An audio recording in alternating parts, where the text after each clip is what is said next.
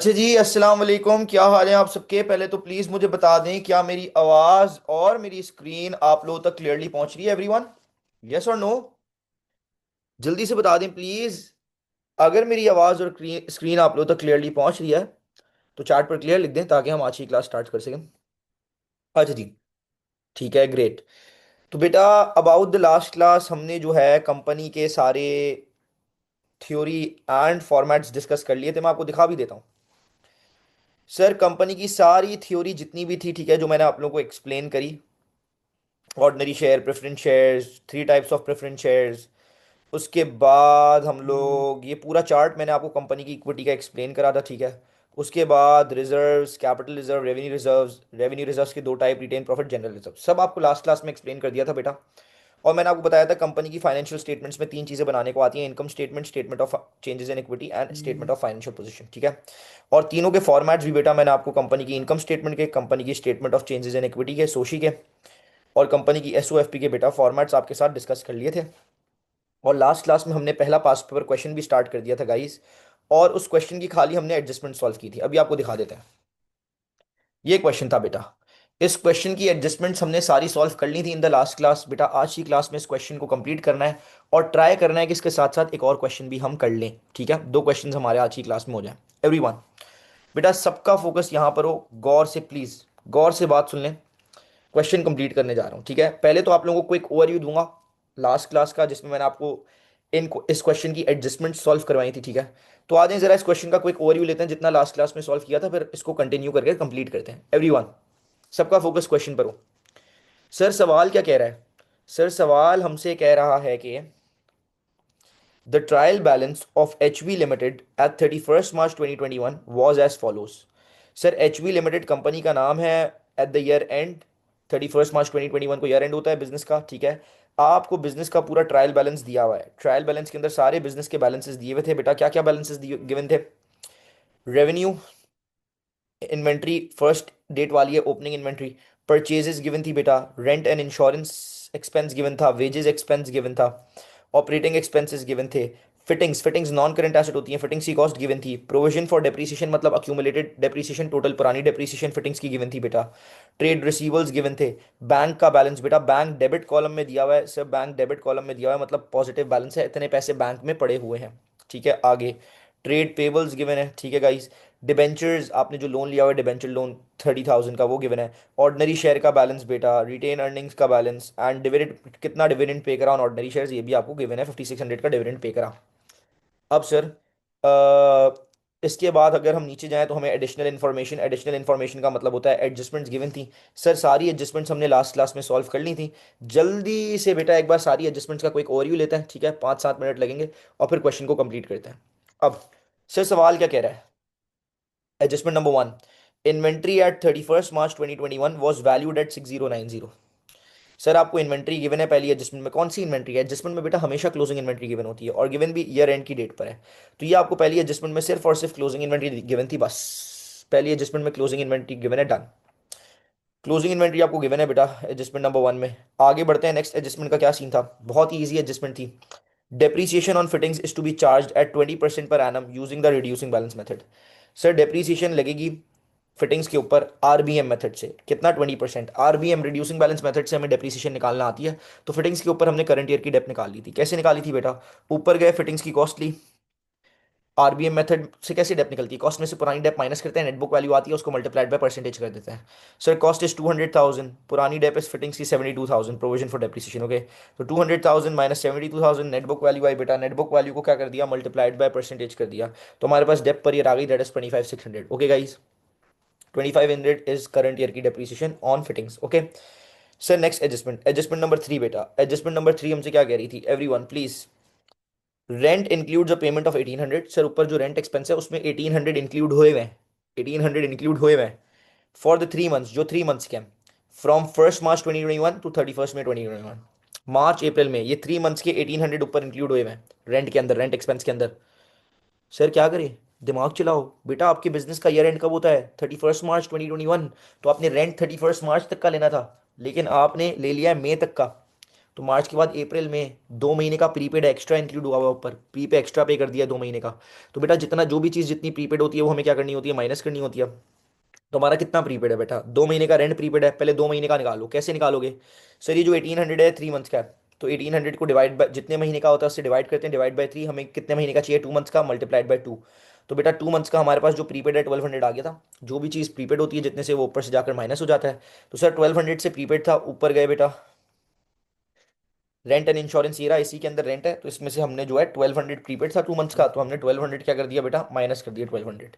1200 minus कर दिया, हमारे पास करेक्टेड अमाउंट आ गया रेट्स एंड इंश्योरेंस का। क्या आ गया, करेक्टेड अमाउंट आ गया रेट्स एंड इंश्योरेंस का। अब सर ये जो करेक्टेड अमाउंट है ये इनकम स्टेटमेंट एक्सपेंस में जाएगा, लेकिन हम लोग शुरू से सीखते हुए आ रहे हैं एक चीज़, कि जितने से हमारा एक्सपेंस अक्रूड या प्रीपेड हो उतना हिस्सा एसओएफपी में भी जाता है। तो सर 1200 से हमारा जो है ना, 1200 से हमारा एक्सपेंस प्रीपेड है, एक्सपेंस प्रीपेड मतलब इस साल का एक्सपेंस था पे करना, जितना इस साल का एक्सपेंस बनता था उससे एक्स्ट्रा पे कर दिया, एक्स्ट्रा पे कर दिया तो पैसे वापसी मांगते होंगे, रिसीवेबल, अदर रिसीवेबल होते हैं, ये करंट एसेट में जाएंगे एसओएफपी में। तो सर 1200 एसओएफपी में करंट एसेट में जाएगा अदर रिसीवेबल के नाम से। 8080 करेक्टेड अमाउंट है रेंट एंड इंश्योरेंस का, ये इनकम स्टेटमेंट एक्सपेंस में जाएगा। सर इस तरह हमने एडजस्टमेंट नंबर 3 सॉल्व की थी। Sir after adjustment number 3 1 done, 2 done, 3 done. After adjustment number 3 हम एडजस्टमेंट नंबर 4 पर गए थे। एडजस्टमेंट नंबर 4 क्या कह रही है guys, accrued wages at 31st March 2021 were 2250। Sir wages जो है 2250 से अक्रूड है, वेजेस एक्सपेंस साल के आखिर में 2250 से अक्रूड है। सर जो भी चीज़ अक्रूड होती है वो ऊपर जाकर क्या हो जाती है, ऐड हो जाती है। तो आप ऊपर जाएंगे, वेजेस में 2250 ऐड कर दिया था हमने। ऊपर गए थे, वेजेस हमारी कहाँ पर है बेटा, यस ये रही। वेजेस में सर हमने 2250 ऐड करा, वेजेस का करेक्टेड अमाउंट आ गया था 27,000। सर ये जो ये वेजेस का करेक्टेड अमाउंट है ये जाएगा इनकम स्टेटमेंट एक्सपेंस में, लेकिन जितने से एक्सपेंस अक्रूड या प्रीपेड हो उतना हिस्सा एसओएफपी में भी जो तो जाता है। तो सर 2250 से हमारा जो है एक्सपेंस अक्रूड है, एक्सपेंस अक्रूड का मतलब इस साल का एक्सपेंस था, पे करना था, पे नहीं करा, सामने वाला पैसे मांगता होगा, ये पेबल है, अदर पेबल करंट लायबिलिटी में जाएंगे, अदर पेबल के नाम से 2250। 27,000 वेजेस का करेक्टेड अमाउंट है, ये इनकम स्टेटमेंट एक्सपेंस में जाएगा। ओके गाइस आगे बढ़ते हैं नेक्स्ट। इस तरह हमारी एडजस्टमेंट नंबर 4 सॉल्व हो गई थी गाइस। इसके बाद चलते हैं एडजस्टमेंट नंबर 5 में। No debenture interest had been paid for the year ended 31st March 2021। Sir ये जो हमारा ईयर एंड हुआ है इसमें हमने डिबेंचर लोन लिया हुआ था। कितने का डिबेंचर लोन लिया हुआ था बेटा, 30,000 का, लेकिन इस पर इंटरेस्ट नहीं पे करा इस साल। सर फर्क नहीं पड़ता, इंटरेस्ट एक एक्सपेंस है, खर्चा है, पे किया हो या ना किया हो, ज़्यादा कर दिया हो कम कर दिया हो या पे ना किया हो, जितना करंट ईयर का बनता है एक्सपेंस वो जाएगा फाइनेंस कॉस्ट में, एक्सपेंस में जाते हैं ना इंटरेस्ट एक्सपेंस फाइनेंस कॉस्ट में, जितने करंट ईयर का बनता है इंटरेस्ट वो तो जाएगा। तो हम करंट ईयर का निकाल सकते हैं सर। पे नहीं करा तो गिवन नहीं है, देखो इंटरेस्ट गिवन नहीं है चूंकि पे ही नहीं करा, लेकिन आप निकाल सकते हो। डिबेंचर से पहले जो परसेंटेज लिखा हुआ होता है वो उसके पूरे एक साल के इंटरेस्ट का परसेंटेज होता है। तो सर हमने डिबेंचर लोन लिया हुआ है 30,000 का, कितना परसेंट, 4% इंटरेस्ट है, तो 30,000 का 4% निकाला बेटा, 1200 आ गया करंट ईयर का टोटल इंटरेस्ट एक्सपेंस जो बनता है। तो अब ये 1200 बेटा इनकम स्टेटमेंट में जाएगा फाइनेंस कॉस्ट में। और ये पूरा का पूरा जो इंटरेस्ट है ये अनपेड है, ये करंट ईयर का है लेकिन पे करना था, पे नहीं करा, तो ये एक्सपेंस अक्रूड भी है। एक्सपेंस जितने से अक्रूड हो बेटा वो एसओएफपी में भी जाता है, मतलब ये 1200 एसओएफपी में भी जाएंगे, कहाँ पर, करंट लायबिलिटी में। एक्सपेंस अक्रूड इस साल के एक्सपेंस थे, पे करना था, पे नहीं करा, सामने वाला पैसे मांगता होगा, payable other payable current liability में जाएगा। तो 1200 बेटा एसओएफपी में करंट लायबिलिटी में भी जाएगा अदर पेबल के नाम से। सर इस तरह हमने अपनी एडजस्टमेंट नंबर 5 सॉल्व की थी गाइस। एडजस्टमेंट नंबर 5 हमने कर ली थी। After adjustment number 5 adjustment number 6 और 7 हमने रीड की थी, लेकिन इनका कुछ भी एडजस्ट नहीं करना था। क्यों नहीं करना था अभी आपको बताते हैं, आ जाए रीड करते हैं। एवरीवन क्या लिखा हुआ है बेटा, no dividends were outstanding at 31st March 2021। इसने सिर्फ बताया हुआ है no dividends were outstanding. Outstanding मतलब अनपेड, कोई भी डिविडेंड अनपेड नहीं था, जितना ऊपर डिविडेंड दिया वो पूरा का पूरा आपने पे कर दिया था। ये इसने सिर्फ आपको इन्फॉर्मेशन दी है कि जितना भी डिविडेंड है वो पेड है, पे कर चुके हो, कोई अनपेड नहीं है डिविडेंड। क्योंकि आपको पता है ना जितना डिविडेंड पे करा होता है उतना ही सोशी में लेते हैं ना रिटेन अर्निंग से माइनस करने के लिए, तो ये आपको इन्फॉर्मेशन दे रहा है जितना भी डिविडेंड ऊपर क्वेश्चन में गिवन है वो पेड है, कुछ भी अनपेड नहीं है। Okay, 2000 is to be transferred to general reserve on 31st March 2021। Adjustment number 7 guys बोलिए 2000 is to be transferred to general reserve। Sir 2000 हमने कहां पर ट्रांसफर करे, जनरल रिजर्व में ट्रांसफर करे। ओके, अब बच्चे क्या कर रहे होते हैं, ऊपर जा रहे होते हैं, रिटेन अर्निंग से 2000 माइनस करें, जनरल रिजर्व में ऐड करें। बेटा ये ट्रांसफर टू जनरल रिजर्व जो है ना ये हम सोशी में करते हैं, ये चीज़ हम सोशी में डालते हैं। तो ये statement of changes in equity के लिए आपको बताया हुआ है कि वहाँ 2000 रिटेन अर्निंग से जनरल रिजर्व में ट्रांसफर करना है। ठीक है, ये आपको चीज़ ऊपर सवाल में एडजस्ट नहीं करनी, वो आप सोशी में ये एडजस्टमेंट सॉल्व करोगे। ओके, तो ये सीन था बेटा, सारी एडजस्टमेंट सॉल्व करनी थी। सारी एडजस्टमेंट सॉल्व करने के बाद अब requirement number 1। Sir requirement number 1 जल्दी से रीड करें, एक सेकेंड मुझे दें और रीड करें जल्दी से बेटा।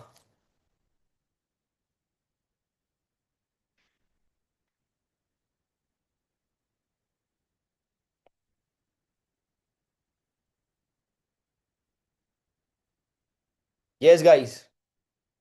रिक्वायरमेंट नंबर वन क्या कह रही है बेटा? Sir requirement number one, prepare the income statement for HP limited for the year ended 31 March 2021। Sir income statement बनानी है, बहुत ईजी, आ जाए फटाफट इनकम स्टेटमेंट बना लेते हैं, एडजस्टमेंट्स तो सारी सॉल्व हो गई हैं।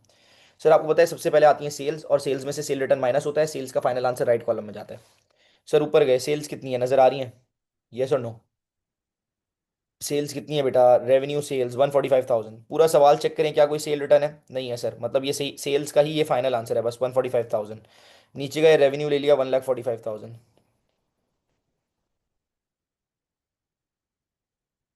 डन। इसके बाद क्या हेडिंग डलती है? Less cost of sales. Cost of sales की हेडिंग डाल ली। सर वही कॉस्ट ऑफ सेल्स का फॉर्मूला लगाएं, सबसे पहले आएगी ओपनिंग इन्वेंट्री, क्वेश्चन में गिवन है मेरे ख्याल से सर।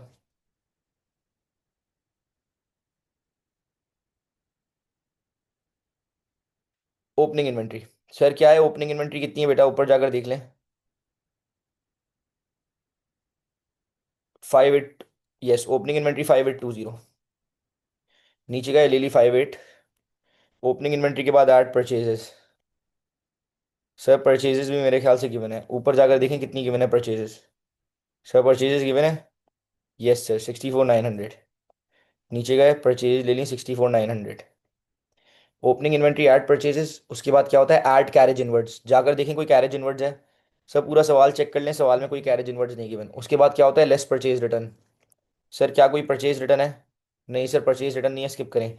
लेस क्लोजिंग इन्वेंट्री आ जाएगा डायरेक्टली। क्लोजिंग इन्वेंट्री हमेशा कहाँ पर गिवन होगी सर? एडजस्टमेंट में, और क्लोजिंग इन्वेंट्री हमें कितनी गिवन है? 6090।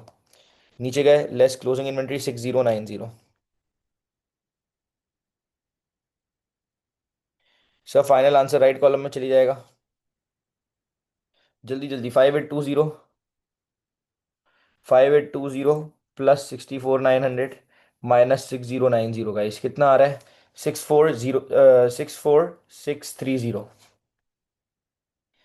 इसको ऊपर से माइनस करेंगे सर, रेवेन्यू में से कॉस्ट ऑफ सेल्स का फाइनल आंसर माइनस करेंगे, we will get the gross profit.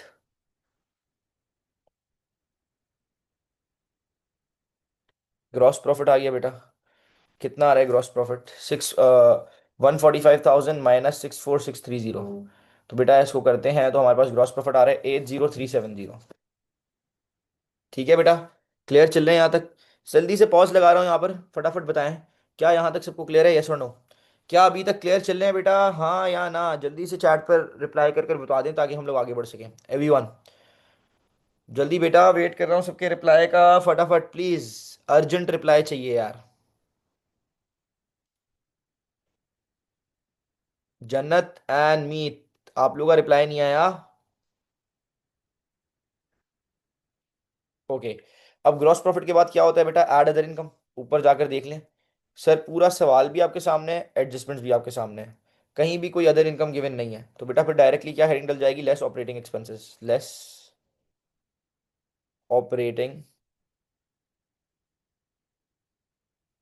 Expenses.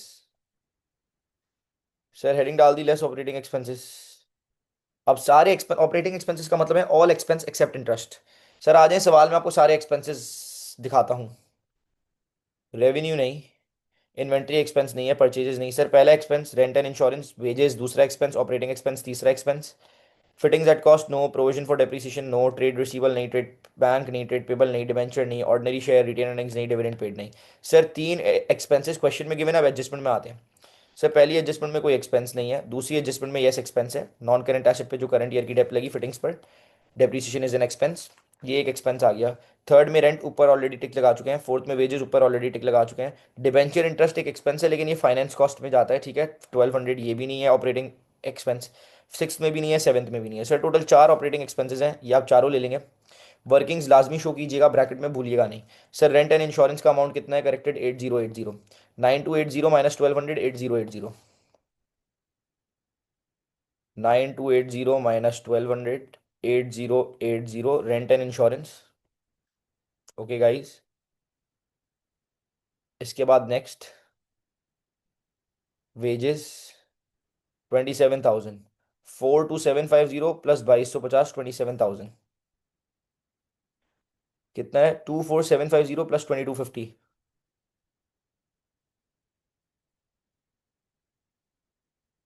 27,000 wages. उसके बाद आगे बढ़ते हैं बेटा नेक्स्ट। ऑपरेटिंग एक्सपेंसेस 8,500, कोई वर्किंग नहीं है बेटा। और ऑपरेटिंग एक्सपेंसेस। सर नेक्स्ट चीज़ इसके बाद ऊपर चलें। ऑपरेटिंग एक्सपेंसेस के बाद और तो कोई नहीं है बेटा। फिर एक्सपेंस डायरेक्ट था एडजस्टमेंट नंबर 2 में 25,600।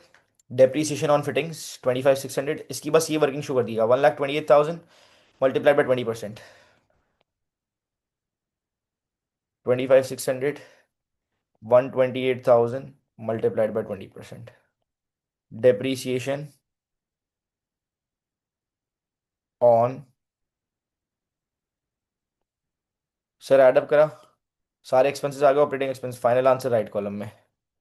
Sir 8,080 plus 27,000 plus 8,500 plus 25,600 69,180।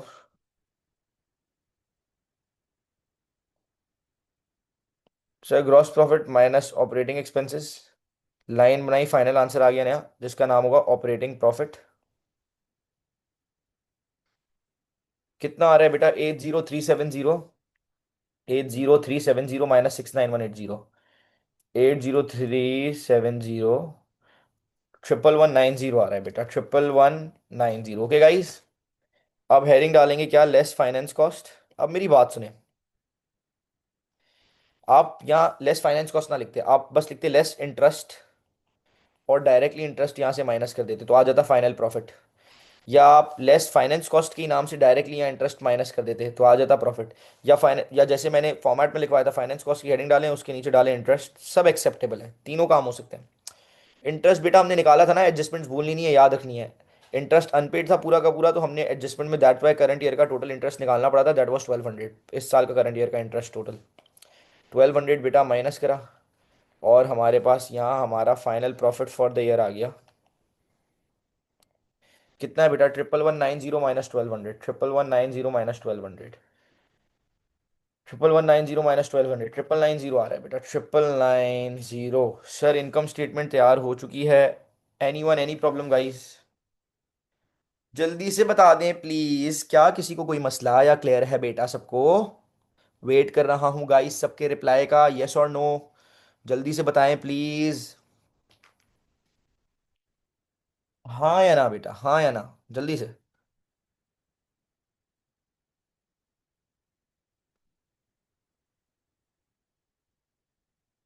Clear है सबको? Okay great. आगे बढ़ते हैं बेटा।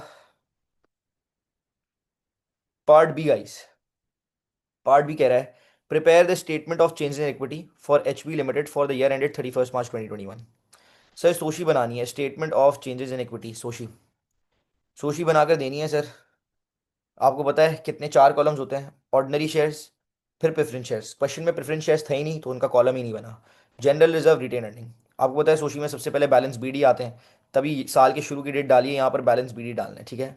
क्वेश्चन में गिवन होंगे बैलेंस बीडी, देखें और डाल दें बैलेंस बीडी। ऑर्डिनरी शेयर का बैलेंस बीडी गिवन है बेटा। ऑर्डिनरी शेयर कैपिटल ये रहा, ऑर्डिनरी शेयर्स का ओपनिंग बैलेंस 70,000, रिटेन अर्निंग्स का ओपनिंग बैलेंस 21,500। सर जल्दी से देखें कहीं जनरल रिजर्व का गिवन है? सर जनरल रिजर्व तो गिवन नहीं है, तो निल, जीरो, कोई बैलेंस बीडी नहीं है जनरल रिजर्व का। ऑर्डिनरी शेयर्स का बीडी 70,000, रिटेन अर्निंग्स का 21,500। सर 70,000 निल 21,500। सर क्या बोला था? स्टेप्स बताए थे ना, क्या याद रखना है सिर्फ? PTIF share issue. P for profit, T for transfer to general reserve, I for interim dividend, F for final dividend और लास्ट में शेयर इशू। सर सबसे पहले P। सर आपको पता है जो प्रॉफिट हमने निकाला है ये रिमेनिंग प्रॉफिट है, रिटेन प्रॉफिट बन जाता है, तो ये जो प्रॉफिट फॉर द ईयर है डायरेक्ट रिटेन अर्निंग में जाकर ऐड हो जाएगा 9,990। उसके बाद sir transfer to general reserve. Sir आपको ऊपर क्वेश्चन में बताया हुआ था कि जनरल रिजर्व में हमने कितने रुपए ट्रांसफर करे।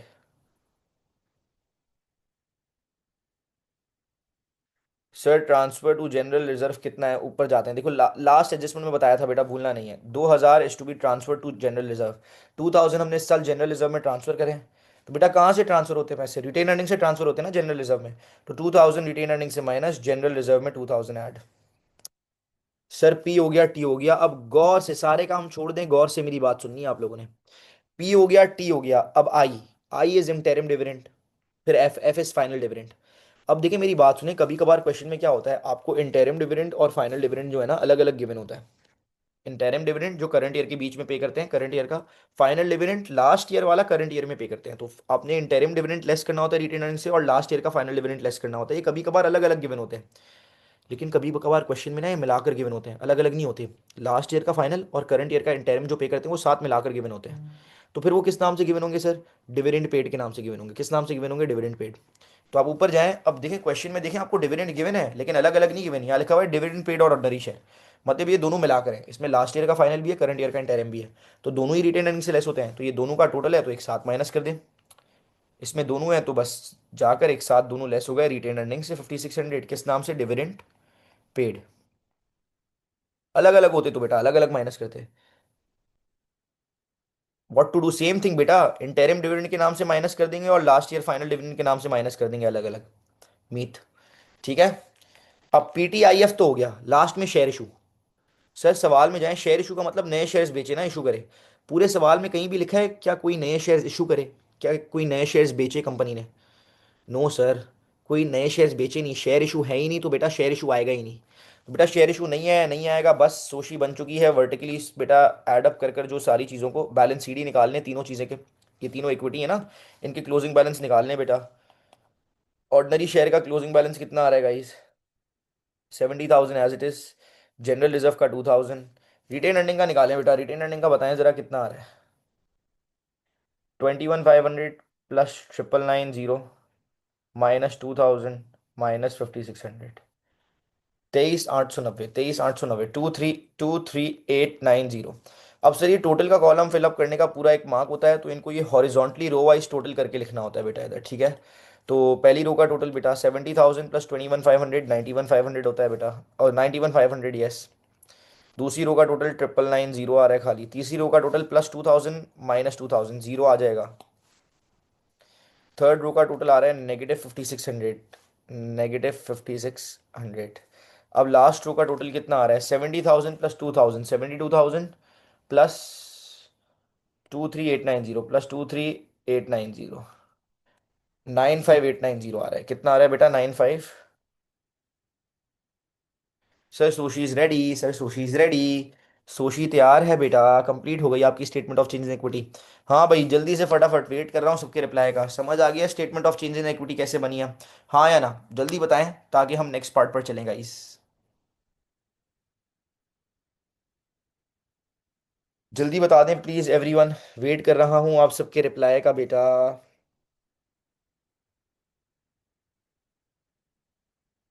सबको क्लियर है? दूसरा, आपका रिप्लाई नहीं आ रहा, क्यों पता नहीं, जल्दी बताएं। ओके। सर पार्ट सी हमारे किसी काम का नहीं है, क्योंकि वो रेशियोज है। देखो उसमें रिटर्न ऑन कैपिटल, ये रेशियोज है। जब मैं आपको आगे जाकर रेशियोज का टॉपिक पढ़ाऊंगा, ये पार्ट ऑटोमेटिकली खुद आप अटेम्प्ट कर सकोगे, ठीक है। तो अभी फिलहाल ये हमारे काम का नहीं, हमने रेशियोज नहीं पढ़ा हुआ, वो अभी हमें आगे पढ़ना है। सर लास्ट पार्ट पर चलते हैं, इस क्वेश्चन का पार्ट डी क्या लिखा हुआ है बेटा। State to differences between ordinary share and preference share. Sir ordinary shares और प्रेफरेंस शेयर्स का डिफरेंस बताना है गाइस। यार आपको कितने सारे डिफरेंस बताए थे ऑर्डिनरी शेयर्स और प्रेफरेंस शेयर के, कितने सारे डिफरेंस बताए हैं बेटा आपको ऑर्डिनरी शेयर और प्रेफरेंस शेयर्स के। ऑर्डिनरी शेयर सबसे आसान वाले डिफरेंस याद दिला दूं। ऑर्डिनरी शेयर होल्डर्स के पास, जो ऑर्डिनरी शेयर्स हैं उनके पास कंपनी मीटिंग में वोटिंग राइट्स होते हैं। प्रेफरेंस शेयर्स वालों के पास कंपनी मीटिंग में वोटिंग राइट्स नहीं होते। दूसरा, ऑर्डिनरी शेयर्स जिनने खरीदे हैं उनका डिविडेंड का रेट फिक्स्ड होता है। ओ सॉरी, फिक्स्ड नहीं होता। ऑर्डिनरी शेयर होल्डर्स का डिविडेंड का रेट फिक्स नहीं होता, प्रेफरेंस शेयर होल्डर्स का डिविडेंड का रेट जो है फिक्स्ड होता है। सबसे इजी डिफरेंस ये है, और भी लिख सकते हो आप। ऑर्डिनरी शेयर ट्रू ओनर हैं, जिनके पास ऑर्डिनरी शेयर है वो ट्रू ओनर हैं, जिनके पास प्रेफरेंस शेयर है वो नॉट द ट्रू ओनर हैं।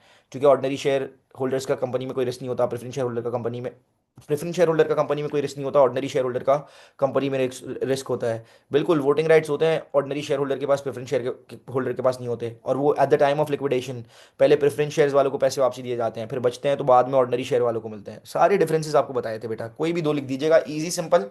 पहला लिख दीजिएगा कि ऑर्डिनरी शेयर्स के पास जो है वोटिंग राइट्स होते हैं, प्रेफरेंस शेयर्स वालों के पास वोटिंग राइट्स नहीं होते। ऑर्डिनरी शेयर का डिविडेंड का जो रेट है वो फिक्स्ड है, प्रेफरेंस फिक्स्ड नहीं है, not fixed. Preference share preference shares का जो डिविडेंड का रेट है वो क्या होता है, फिक्स्ड होता है। सिंपल, 4 मार्क आपको यहाँ पर मिल जाते हैं। ये आपका पूरा 20 मार्क्स का क्वेश्चन कंपनी का कंप्लीट हो गया। हाँ या ना? क्लियर है गाइस? आई होप पूरा क्वेश्चन बेटा आप लोगों को क्लियर हो। ये 20 मार्क्स का इजी सा सिंपल सा क्वेश्चन है। अब सर मैं ये क्वेश्चन कराता हूँ, ठीक है, और उसके बाद ये एक एग्जैक्ट इसकी तरह का सेम क्वेश्चन है, यही पूरा इसी टाइप का क्वेश्चन है। ये रहा, ये देखें, ये जो है इसका ईयर देखना है, देखने वाले हैं मई जून 2022, मई जून 2022, 2022, 2022, मई जून session, paper two variant two, paper two variant two. उसका ये क्वेश्चन नंबर है इस पेपर का 5। ये मैं होमवर्क में देता हूँ, बिल्कुल इसी तरह का है। इसका आपने पार्ट ए करना है, ठीक है। पार्ट बी भी इसका आपने करना है। पार्ट सी रेशियो से रिलेटेड है, नहीं करना। और पार्ट डी भी इसका आपने करना है, पार्ट डी आपने इसका करना है। ओके, तो ये है क्वेश्चन बेटा, ये आप लोगों को भेज देता हूँ होमवर्क में, ठीक है। और मैं सोच रहा था कि कंपनी का एक और सवाल भी आज कराऊं, लेकिन वो मैं नहीं करवा रहा हूँ, ठीक है। आज मैं थोड़ी सी क्लास शॉर्ट रख रहा हूँ, और मैंने एक सवाल आपको कंप्लीट करा दिया, एक होमवर्क में दे दूंगा, ठीक है। मैन्युफैक्चरिंग का भी काम आपको भेजना है, साथ में ये भी भेज रहा हूँ, ठीक है। और आज क्लास यहीं तक रख रहा हूँ। इंशाल्लाह नेक्स्ट क्लास में जो है मैं आपको कंपनी के 2 क्वेश्चंस कराऊंगा, 20 मार्क्स वाले 2 क्वेश्चन। और फिर उसके बाद एक और क्लास लगेगी, उसमें भी 2 क्वेश्चंस करने हैं। तो बेसिकली 2 क्लासेस और फिर हमारा कंपनी का टॉपिक खत्म हो जाएगा। कंपनी खत्म कराने के बाद बेटा मैं आप लोगों को कंट्रोल अकाउंट्स स्टार्ट करवाऊंगा, control accounts, okay. Control accounts के बाद हमने इनकम्प्लीट रिकॉर्ड्स पढ़ना है, इनकम्प्लीट रिकॉर्ड्स के बाद क्लब पढ़ना है। ये सब यहाँ क्लब तक हमने पढ़ लिया, हमारा 80% कोर्स कंप्लीट हो जाएगा। 3 to 4 टॉपिक्स छोटे छोटे एरर्स, BRS रेशियोज वगैरह रह जाएंगे, जो हम मार्च के मंथ में करेंगे, ओके। यस, कंपनी खत्म करने के बाद मैं sale ledger control account and purchase ledger control account पढ़ाऊंगा, SLC है, PLC है, मीट ऐसा ही है। ओके, आई होप बेटा आज की क्लास आप लोग को सब समझ आया हो। तो बेटा आज यहीं तक रखते हैं, इंशाल्लाह आप लोगों से मुलाकात होगी guys in the next class. Thank you, अल्लाह हाफिज़, ख्याल रखें सब अपना।